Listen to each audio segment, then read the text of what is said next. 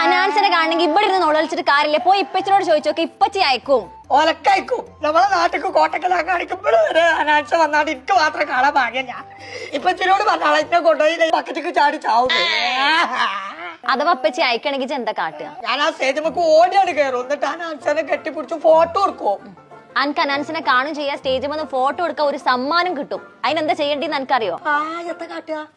Future എന്ന് പറഞ്ഞിട്ടുള്ള page ഞങ്ങളുടെ ഫോളോ ചെയ്ത് വെച്ചു. എനിക്ക് ഭാഗ്യം ഉണ്ടെങ്കിൽ ഇതൊക്കെ നടക്കും. ചേച്ചി അറിഞ്ഞിട്ട് കാലം അങ്ങോട്ട് വരട്ടെ. ഇതിന്റെ പച്ച ട്രൗസറോടെ തിരുമ്പിട്ടെ. എനിക്കറിയില്ല. ഈ നേരത്തെ സാറും മുള്ളും അടുപ്പത്ത് കുക്കറാണ്. കുക്കറും സാറൊന്നല്ല, ഞാനാണേ. പറഞ്ഞേ എനിക്ക് ആനക്കുട്ടി വേണമെന്നോ? നടത്ത തമ്പുരാന് എന്തൊക്കെ ഈ പറയണ്ടേ?